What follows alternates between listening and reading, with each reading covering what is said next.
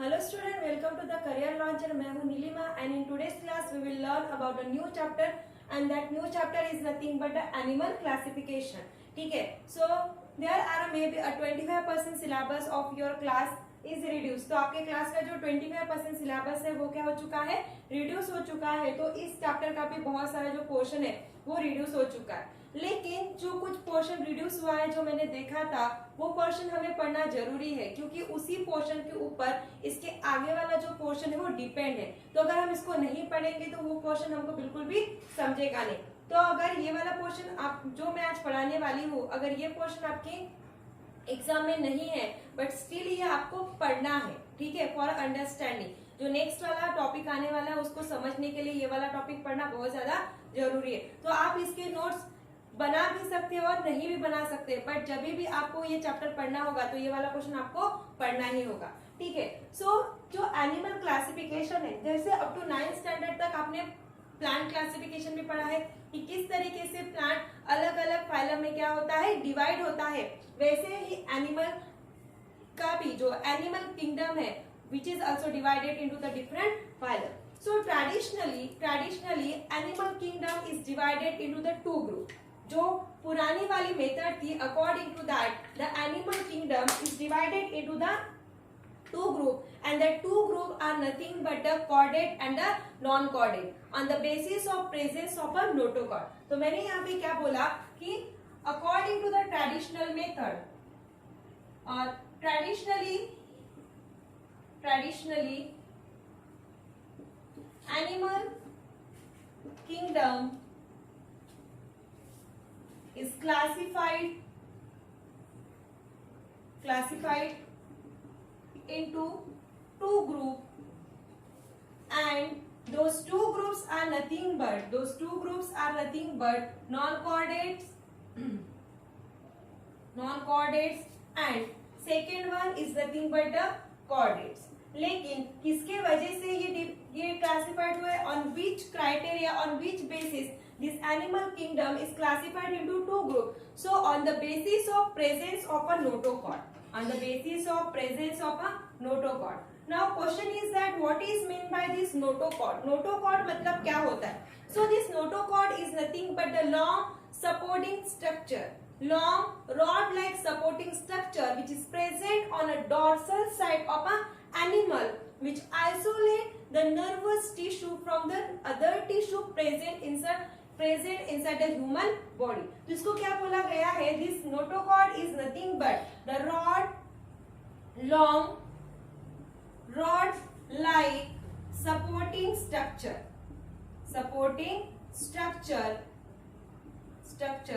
present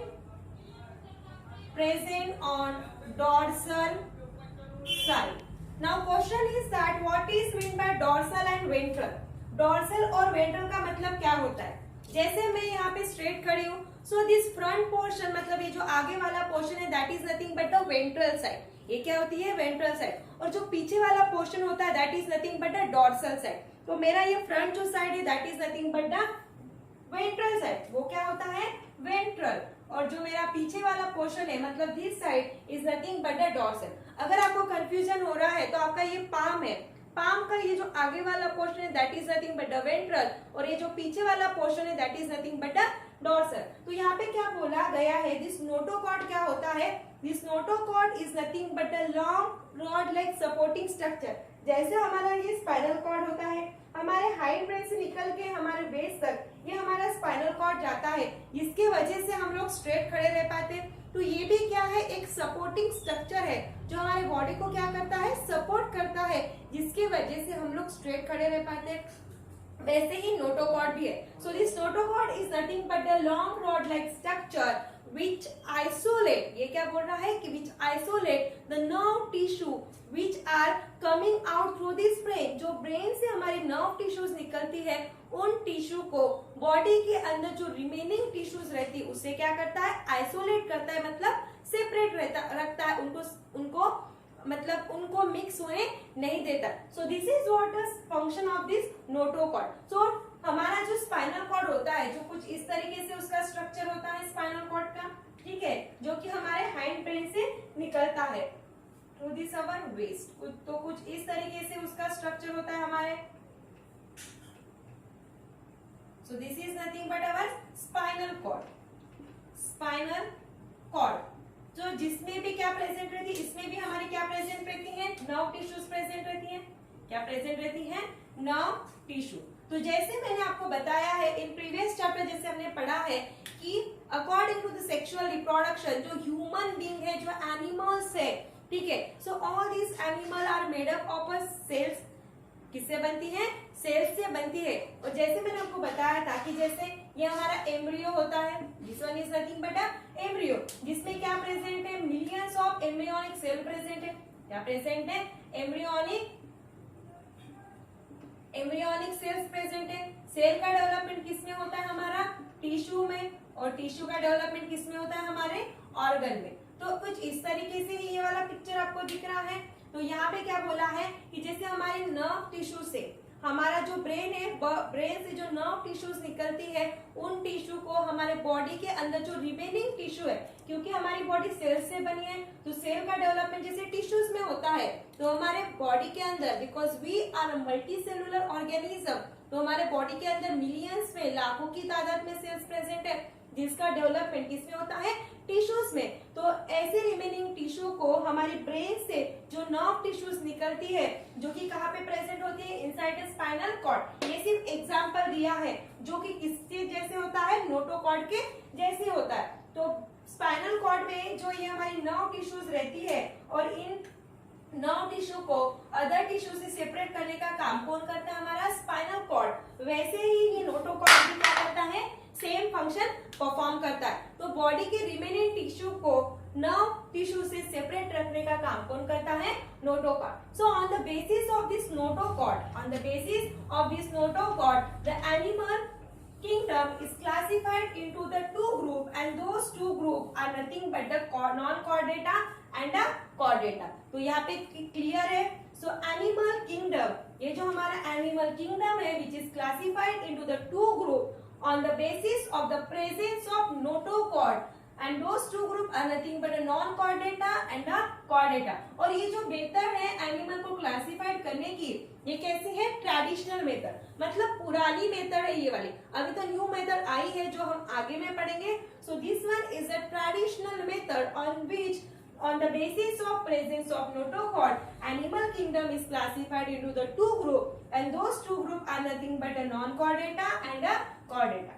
now यहाँ पे हम लोग पढ़ेंगे कि नॉन कॉर्डेटा और कॉर्डेटा में क्या क्या डिफरेंस है, जो कि on the basis of presence of notochord की वजह से क्या हुआ है, डिवाइड हुआ। सो ऑब्वियस केस है, नाम से हमको पता चलता है, क्या बोला है यहाँ पे, non Chordata. It means that there is absence of notochord. So non Chordata में नोटोकॉर्ड प्रेजेंट रहेगा क्या, नहीं। तो यहाँ पे क्या रहेगा, absence of नोटोकॉर्ड। तो दोनों को हम कंपैरेटिवली पढ़ेंगे। तो ऑब्वियस केस है, यहाँ पे क्या होगा, प्रेजेंस ऑफ नोटोकॉर्ड, ठीक है, नोटोकॉर्ड। तो सिंपल सा एग्जांपल मैं यहाँ पे देना चाहूंगी कॉर्डेटा का। जैसे ह्यूमन बीइंग है, ठीक है, जैसे मैंने आपको स्पाइनल कॉर्ड बोला है, कि spinal cord is like a notochord. जो ह्यूमन बीइंग के अंदर में जो स्पाइनल कॉर्ड प्रेजेंट होता है, जैसे यहाँ से ब्रेन, हाइंड ब्रेन से निकल के जैसे हमारे वेस्ट तक हमारा स्पाइनल कॉर्ड होता है, which is like the notochord, जो कि हमारे होल बॉडी को क्या करता है, सपोर्ट करता है, and it keeps our nerve tissue separated from the remaining tissue present inside our body। At the same time our spinal cord is also present on our dorsal side, हमारे पिछले भाग में होता है। It means that human being are comes under the chordata। human being किसके अंदर आएंगे, chordata में आएंगे। समझ में आने वाला कंसेप्ट। Then second point यहाँ पे क्या बोलता है कि in case of non-chordata there is a absence of pharyngeal gill slit। इसके अंदर में क्या होता है, absence of pharyngeal gill slit। Now question is that what is meant by pharyngeal gill slit? So pharyngeal gill slit ये क्या होता है, जैसे मैंने आपको 9th स्टैंडर्ड के हेरिडिटी वाले चैप्टर में बताया था। जैसे this one is the structure of a human being, so ये हमारा है, this one is our mouth. So mouth से यहाँ पे हमारा थ्रोट रहता है, देन फैरिंग्स रहता है, देन लैरिंग्स रहता है, देन यहाँ पे हमारा लंग्स रहता है, देन यहाँ पे हमारी ब्रोंचिटिस रहती है.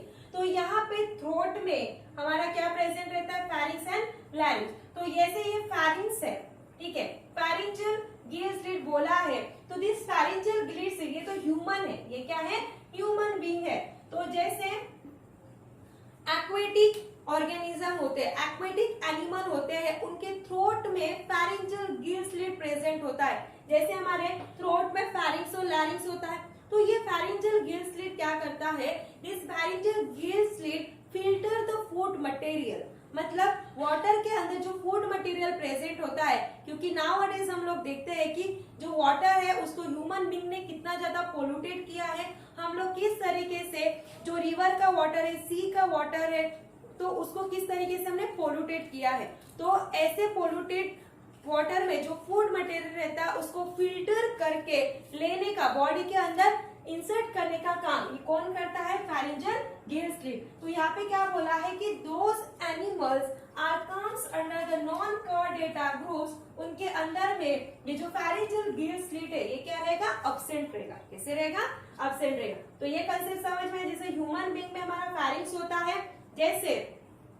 जैसे हम लोग कोई बड़ी चीज खाते हैं, मानो हमने फिश खाई है और फिश का कोई जो कांटा है अगर हमारी थ्रोट में चुभ गया तो वो वहां पे अटक के रहेगा, वो नीचे में जाता है क्या, नहीं जाता. या अगर हमने हमारे मुंह में बहुत बड़ा कोई बाइट लिया है तो वो बाइट चबाने में बहुत टाइम लगता है, पूरा का पूरा अंदर में जाता है क्या, नहीं. तो वो चीजें कुछ फिल्टर होके हमारे बॉडी के अंदर जाती है. वैसे ही in case of aquatic animal this pharyngeal gill slit are present, जो क्या करते हैं, फूड मटेरियल को फिल्टर करते हैं फ्रॉम वाटर, और फिल्टर करने के बाद it capture that food material inside the body. तो ये फंक्शन होता है फैरिंजियल गिल स्लिट का, जो कि नॉन कॉर्डेटा एनिमल्स में कैसे रहेगा, अब्सेंट रहेगा. सो ऑब्वियस केस है दिस फैरिंजियल गिल स्लिट, क्योंकि इन दोनों भी केसेस कैसे हमारे अगेंस्ट में है, दोनों का हम डिफरेंस देख रहे हैं. तो ऑब्वियस केस है pharyngeal gill slit, pharyngeal gill slits will be present. यहाँ पे कैसे रहेंगे, प्रेजेंट रहेंगे. एट द सेम टाइम यहाँ पे लंग्स भी प्रेजेंट रहेगा. तो सबको पता है lungs which helps in the respiration process. So यहाँ पे in case of chordata there are the present of lungs, there are the present of lungs. जैसे कॉर्डेटा में मैंने आपको बताया ह्यूमन बीइंग का example, because in case of human being presence of, यहाँ पे क्या बोला है, कॉर्डेटा में presence of notochord. So notochord के जैसा स्ट्रक्चर ह्यूमन बीइंग के अंदर प्रेजेंट होता है, that is nothing but a spinal cord which is also present on a dorsal side. It means that the human beings are come under the chordata. At the same time human being के अंदर में क्या present होता है, lungs भी present होते हैं हमारे अंदर, ठीक है. So it means that we are comes under the chordata, ठीक है, chordata group. देन थर्ड यहाँ पे डिफरेंस क्या बताया है, if nerve cord is present, if the nerve cord is present, it will present on a ventral side, it will present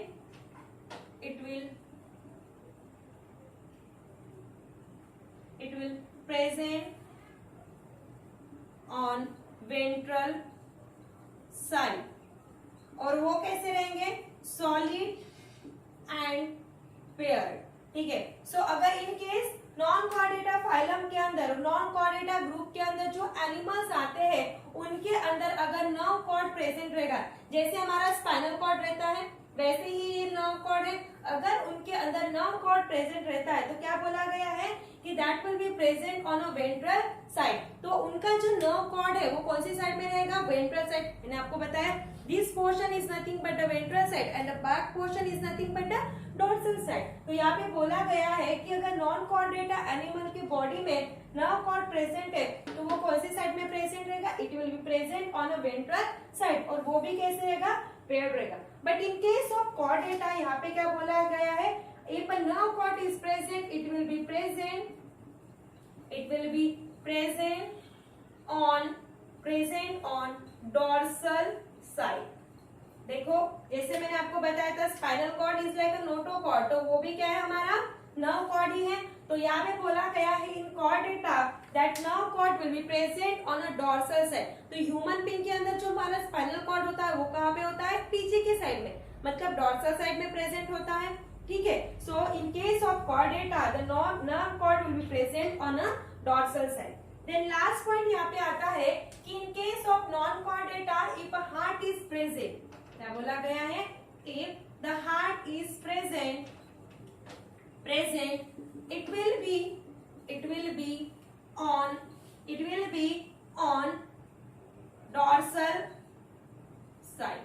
अगर जो animal non Chordata group के अंदर आते हैं, अगर उनके बॉडी में हार्ट प्रेजेंट है तो वो हार्ट कहाँ पे प्रेजेंट होगा, it will be present on a dorsal side, मतलब पीछे के भाग में क्या प्रेजेंट रहेगा, हार्ट प्रेजेंट रहेगा। तो उसके अपोजिट में कॉर्डेटा में क्या होगा, in case of Chordata this Chordata consist of if the animal which are comes under the Chordata groups, और उनके बॉडी में अगर हार्ट प्रेजेंट है so it will be present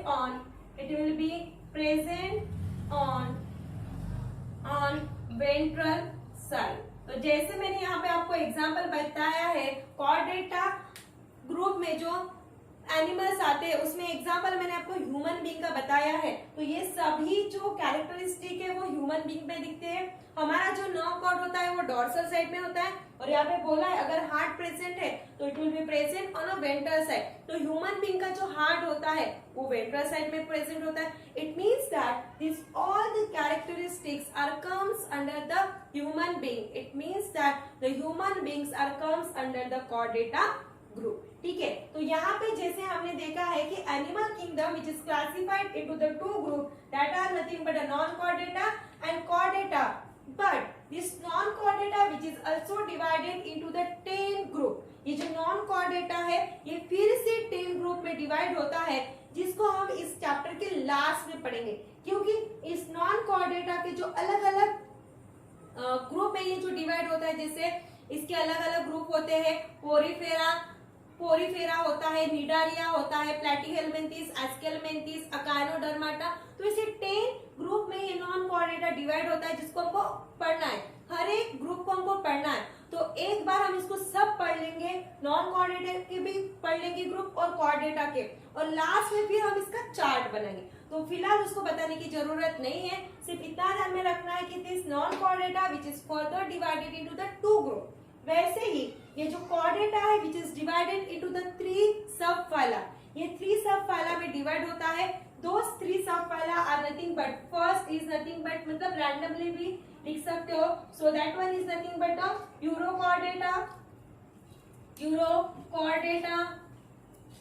cephalochordata, and third one is nothing but the vertebrata।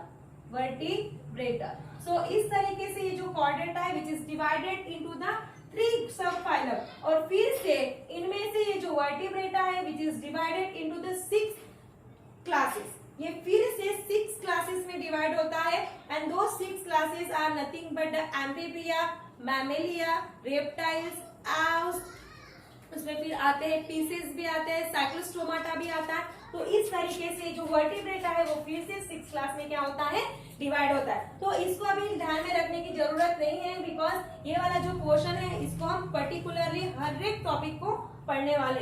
तो यहाँ पे आज की क्लास में जो हमने पढ़ा दैट इज नथिंग बट, जो कि traditionally animal kingdom which is divided into the 2 group that are nothing but the non Chordata and the chordata. किसके बेसिस पे डिवाइड हुआ है, on the basis of presence of this notochord. So ये कुछ हमने difference देखा है non Chordata में और कॉर्डेटा में। फिर से नॉन कॉर्डेटा हमारे 10 ग्रुप्स में डिवाइड होता है, and Chordata which is divided into the 3 sub phyla, उसमें से ये जो वर्टिब्रेटा है वो फिर से डिवाइड होता है इनटू द 6 क्लासेस, जिसको हमको बाद में पढ़ना। तो एक बार ये पूरा चैप्टर होगा, उसके बाद हम इसका क्या बनाएंगे, चार्ट बनाएंगे। So in next class we will learn about the modern और the present classification of a animal kingdom, जिसको बोला जाता है 5 किंगडम एनिमल क्लासिफिकेशन, जिसको साइंटिस्ट रॉबर्ट वाइटकर ने क्या किया है, क्लासिफाइड किया है, जिसको हम नेक्स्ट क्लास में पढ़ेंगे। So till then thank you.